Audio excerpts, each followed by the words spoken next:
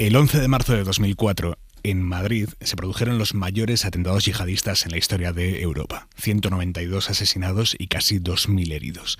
El primer condenado por el 11M no fue ninguno de los terroristas. El primer condenado por los atentados fue Gabriel Vidal Montoya, Babi, un menor de edad que con 16 años trasladó de Asturias a Madrid en una mochila la dinamita que los islamistas después terminarían usando para volar los trenes. Babi era un chaval descarriado que se movía siempre como chico de los recados de Emilio Suárez Trasorras, el hombre que les vendió los explosivos a cambio de hachís a los terroristas. Juntos, Trasorras y Babi traficaban con droga, se metían toda la droga del mundo, quemaban la noche en Avilés, en toda Asturias.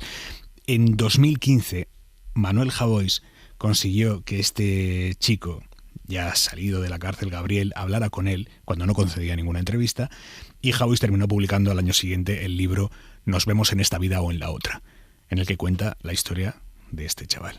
Ahora que se cumplen 20 años de los atentados del 11M, Disney Plus estrena el 6 de marzo Nos vemos en la otra vida, que es una serie de 6 capítulos en la que Jorge Sánchez Cabezudo y Alberto Sánchez Cabezudo adaptan el libro de Javois. En esos años yo no pensaba. Era otro. Era un gaje. Murió mucha gente que no tenía que haber muerto, pero si necesitas el dinero, ¿qué haces? Tampoco es que pienses... Da igual. No da igual. Pero yo qué sé. ¿Te arrepientes? Eso es lo fácil. Arrepentirse es lo fácil. Pero si lo piensas, ¿de qué sirve?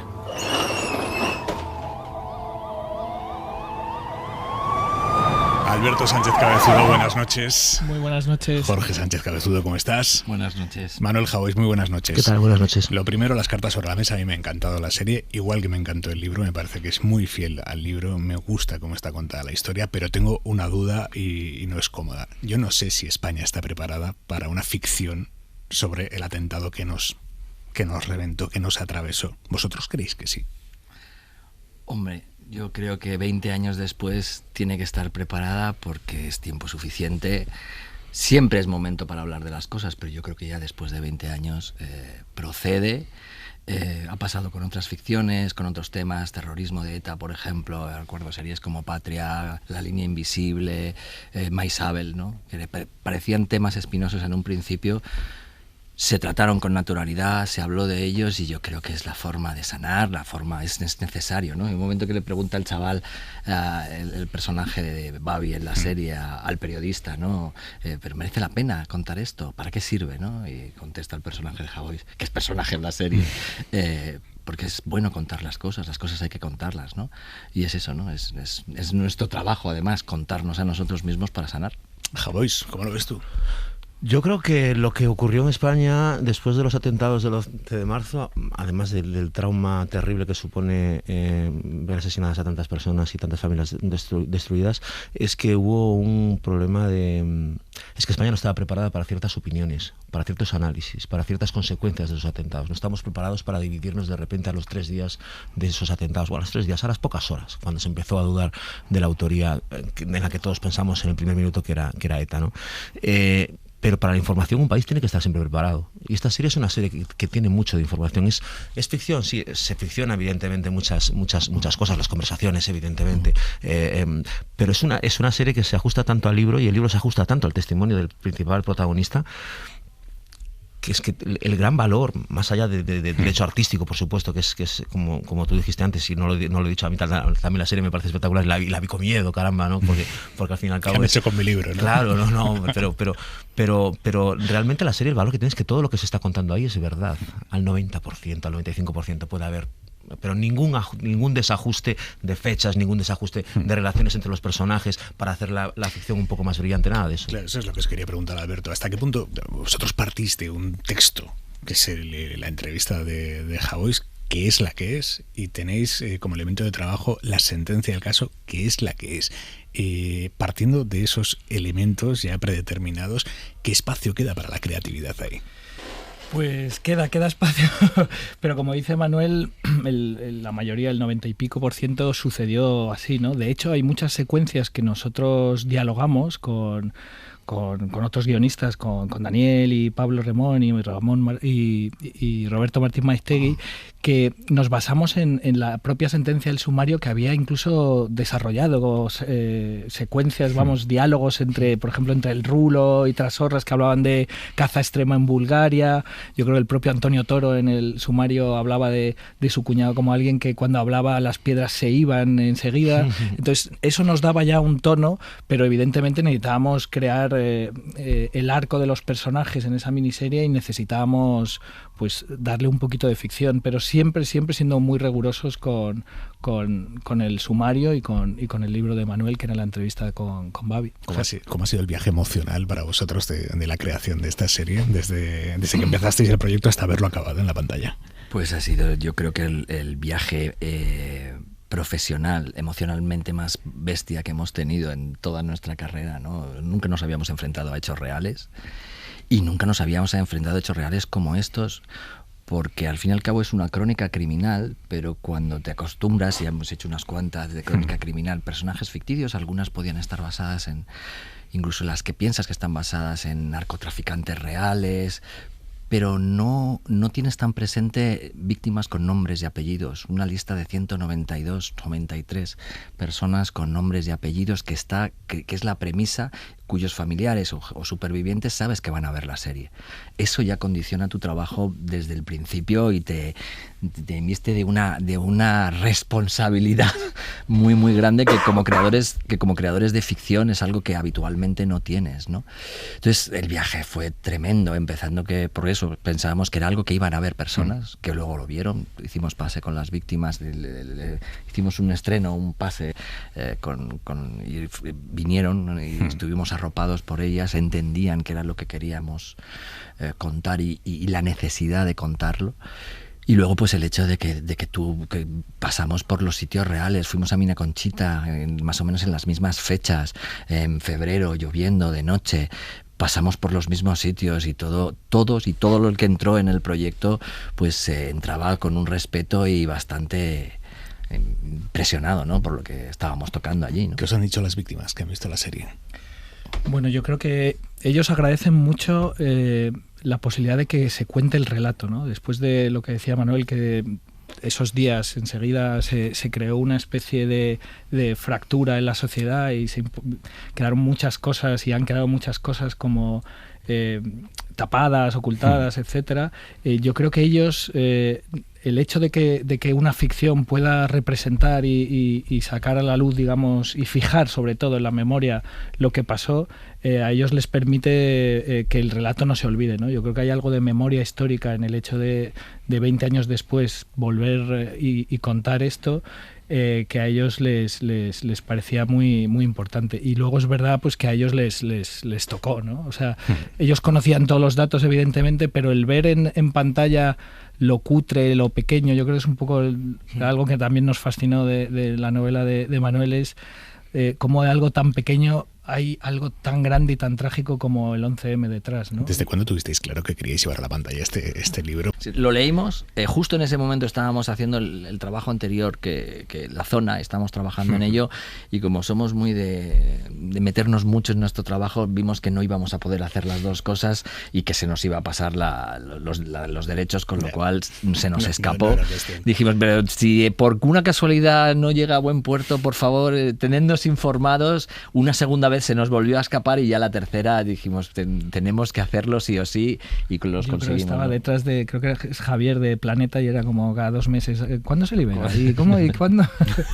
Y ya cuando ya se ha liberado, bueno, vamos a y creo que quedamos contigo y con Ángeles, sí. Y a partir de ahí, pues nada, estuvimos eso sí un tiempo dándole vueltas a cómo adaptarla, cómo abordar el proyecto.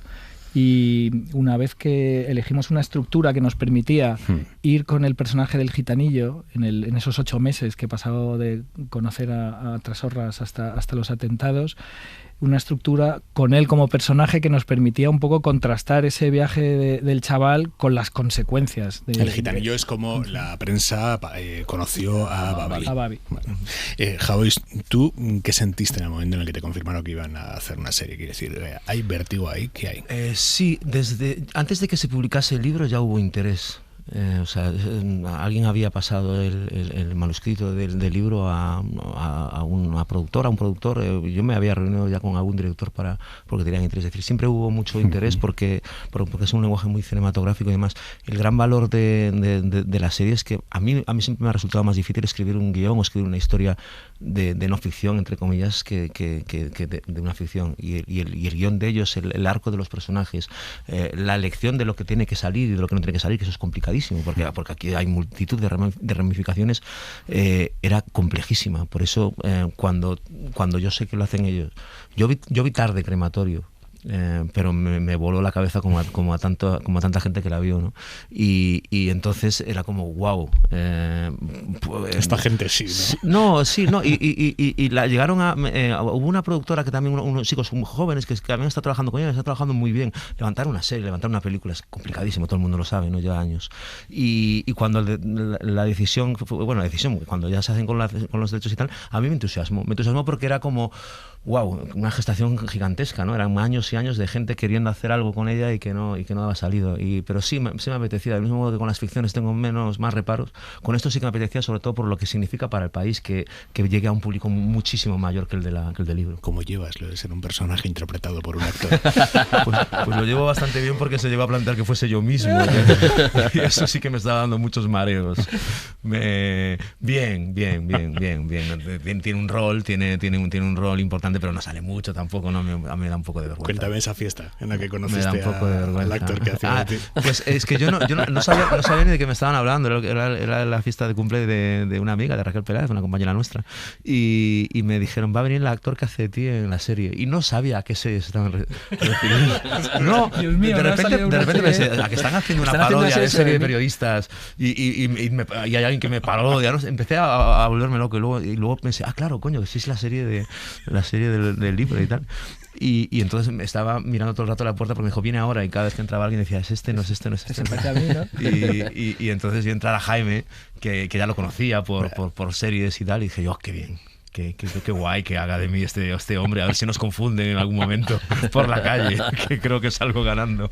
Alberto, Jorge, la decisión de no mostrar el atentado, de no recrear siquiera en parte el atentado, es una decisión premeditada, de puesta en escena, de elección narrativa, ética, presupuestaria. ¿Qué tipo de decisión fue? Yo creo que lo tuvimos muy claro desde el principio.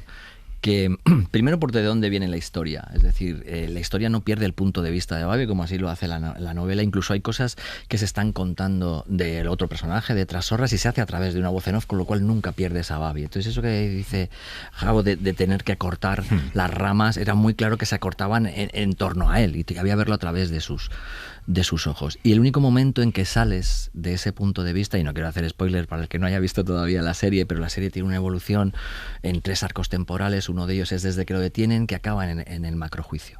De repente, y las tramas temporales están permanentemente confrontando los hechos pasados, que son más intrascendentes, con las consecuencias de eso, que es la detención y la entrevista que tiene el personaje con el periodista, con Javois, ¿no? Entonces, nos pareció que la mejor manera...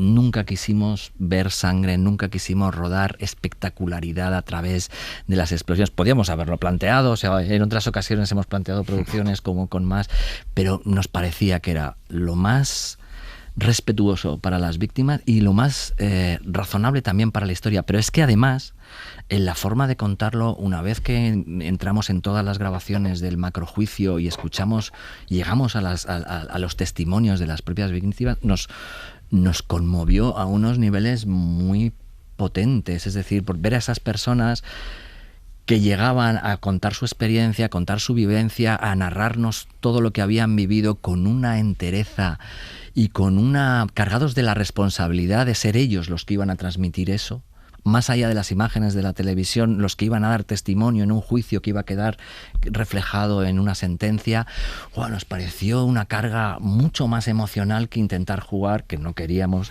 a eso, ¿no? Y sobre todo que además el relato es relato de personas que oyeron los teléfonos, escucharon las explosiones, y las imágenes que su voz nos deja en nuestra cabeza creo que eran mucho más potentes que cualquier cosa que pudiéramos haber rodado nosotros. Y luego eso he visto en paralelo cómo lo ven los personajes que lo descubrieron en la televisión, como lo descubrimos toda España, ¿no?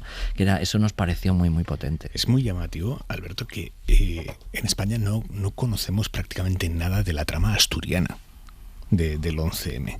Ha quedado como en el ruido mediático y el ruido político ha quedado totalmente sepultado, ¿no? De hecho, nosotros conocíamos mucho, pero hasta que no cogimos la novela de Manuel no dijimos, ostras, es verdad, si salió publicado, etcétera, pero que el primer condenado por el 11M fuese un chico de 16 años español de Avilés, era algo que rápidamente te saltaba la pregunta de cómo es posible, ¿no? Y empezaban a surgir un montón de preguntas, y yo creo que, decíamos el otro día, yo creo que es de los pocos atentados terroristas yihadistas que hay una implicación, ¿no? de gente local, creo etcétera. Que fue el primero en Europa, el español. Y eso nos permitía contar algo muy grande a través de algo muy pequeñito, muy local, que sí que tenía esa dimensión de contarnos a nosotros mismos como sociedad, más allá de contar un atentado terrorista y de radiografiar nuestra sociedad en ese sentido. Hay una frase que te dijo Babi Javois, que la hemos escuchado ahora, que es: me arrepiento de lo que pasó, pero no de lo que hice.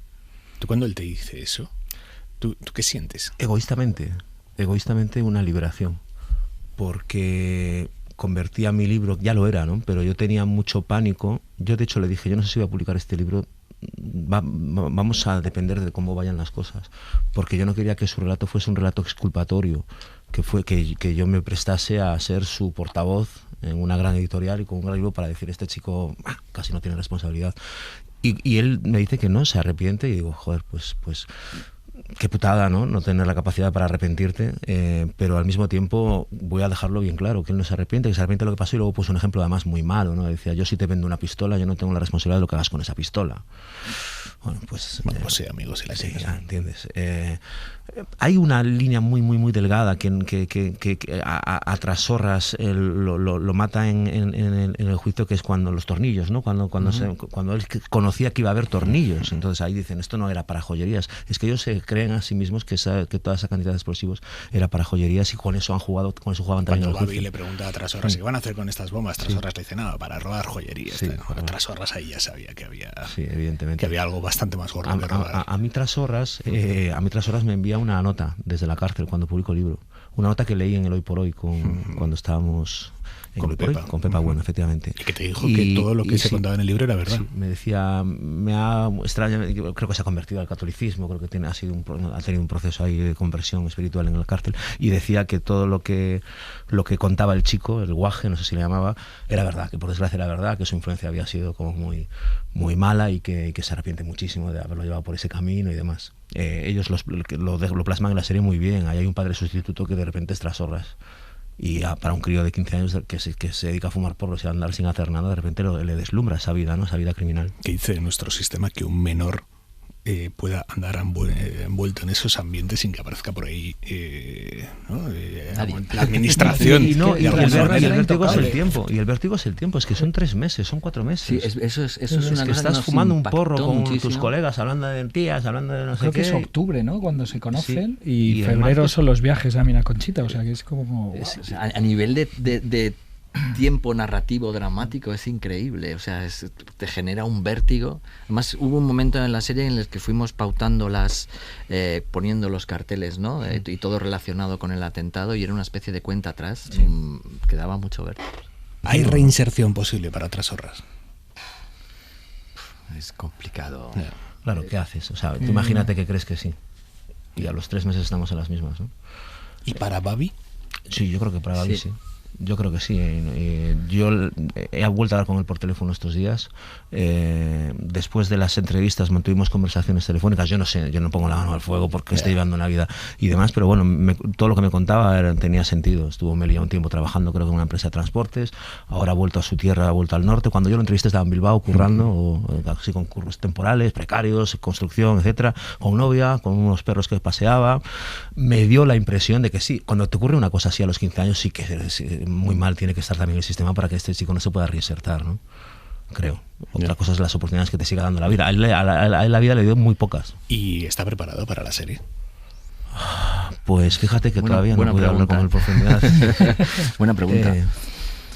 No lo sé, la verdad es que no hemos escrito la serie ni hemos reflexionado demasiado sobre ello, y no sé si nos llegará su feedback de alguna manera, ¿no? Yo creo, por lo que hablamos también con la gente allí en Avilés, él vive en Avilés y yo creo que allí todo el mundo sabe lo que hizo, y al final yo creo que él ha debido rehacer su vida allí, porque al final, después de salir, no hay otro sitio donde puede volver tampoco, en ese sentido, ¿no? Eso nos decía también cuando fuimos a la comisaría, rodamos en la comisaría real, en el exterior, y nos decían, bueno, pues al final vuelven donde tienen sus anclajes, donde pueden tener su vida cotidiana, y ahí yo creo pues que tienen su familia y que pueden rehacerse. Una de las reuniones que tuvimos fue en Avilés y fue la primera, creo, porque fue con El Mundo. A Babi lo consigue Joaquín Maso, que es el director del periódico, entonces era reportero y me da el contacto, él es el que me abre la puerta del libro, y al llegar allí el barrio lo protegía al chico.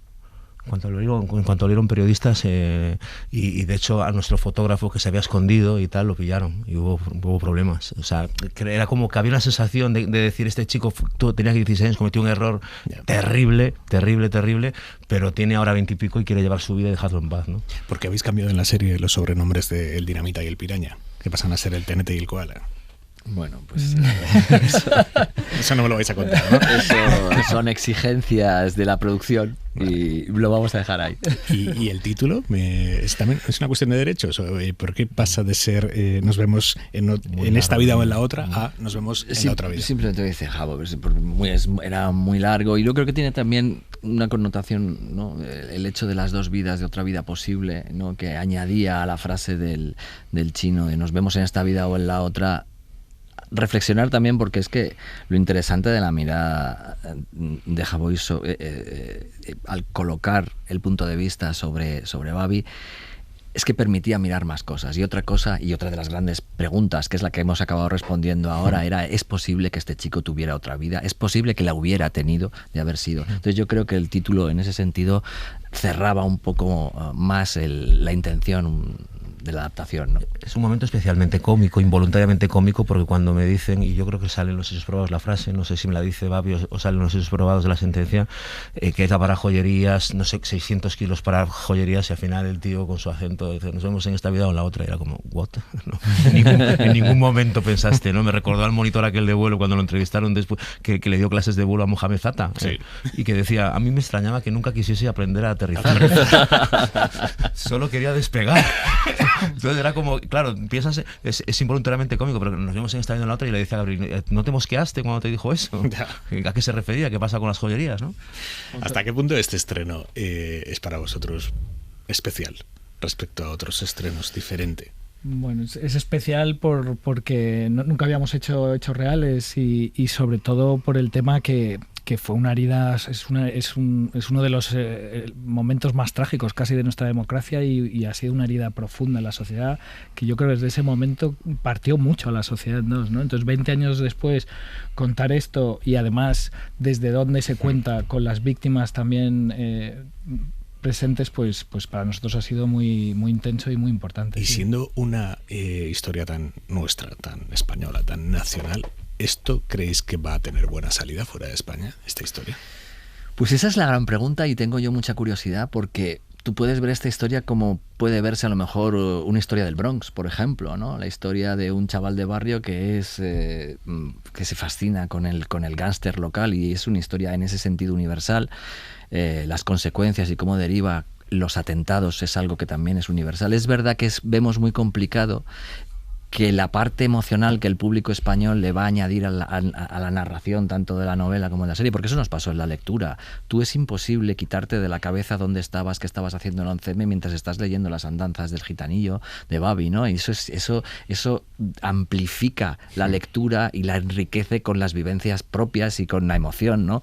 Que te genera la angustia de ver cómo alguien se va metiendo en la boca del lobo y va derecho, de una forma fatalista, va directo a la tragedia, ¿no? Y fuera, pues no lo sé. La gente aportará la emoción que le generen los atentados vistos en la televisión en su propio país. La gente, un parisino que haya vivido Bataclan, ¿cómo va a poder leer esto? No lo sabemos. Es una de las cosas fascinantes de esto y de la emoción de salir en los estrenos, como el que espera entre bambalinas a salir el teatro y hacer el estreno, ¿no? Esto es una curiosidad que nos... Sobre todo porque es una plataforma que se estrena a nivel planetario, ¿no? Por decirlo así. Se va a ver en Abu Dhabi y se va a ver en Nueva York y en Madrid y en Lisboa y en cualquier sitio, ¿no? Nos vemos en la otra vida. Enhorabuena, de verdad. Los hermanos Sánchez Cabezudo, Manuel Jauis, autor del libro, esta serie ya en Disney Plus a partir del 6 de marzo. Gracias por venir esta noche a Hora 25. Muchas gracias. Gracias.